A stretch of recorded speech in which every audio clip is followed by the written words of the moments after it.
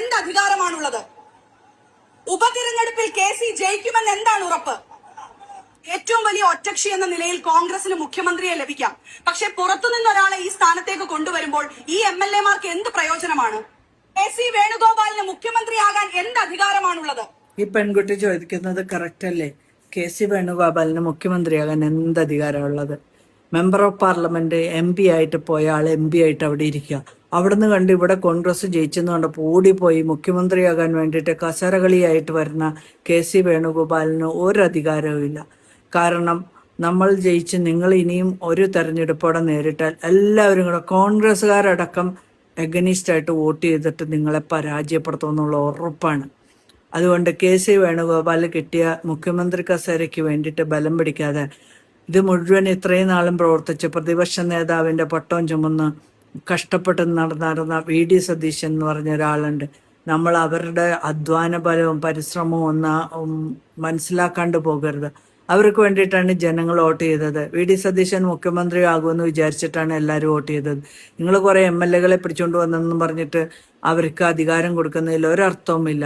അതുകൊണ്ട് KC വേണുഗോപാൽ ഇനി ഇലക്ഷന് നിന്ന് കഴിഞ്ഞാൽ കോൺഗ്രസ്സുകാർ തന്നെ കൂടി നിന്നിട്ട് പരാജയപ്പെടും.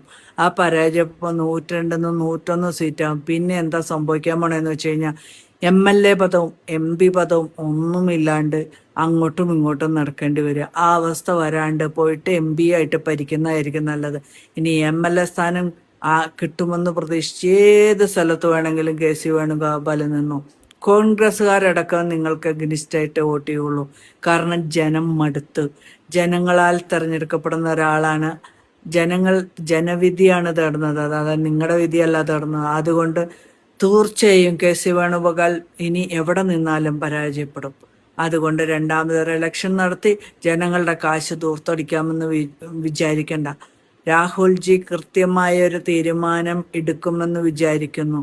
കാരണം ഇതുപോലെ തന്നെയുള്ള ക്വസ്റ്റ്യനാണ് എൻ്റെയും മനസ്സിലുള്ളത്.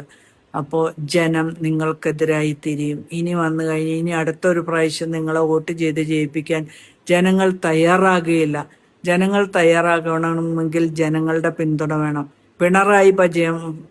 പിണറായി ഭരണം വെറുത്ത ജനങ്ങളാണ് നിങ്ങളെ വോട്ട് ചെയ്ത് ജയിപ്പിച്ചത്. അല്ലാണ്ട് നിങ്ങൾ കോൺഗ്രസ്സുകാരെ പിണറായിക്കെതിരായുള്ള ജനരോഷം കൊണ്ടുണ്ടായ തെരഞ്ഞെടുപ്പിൻ്റെ ഫലമാണ്.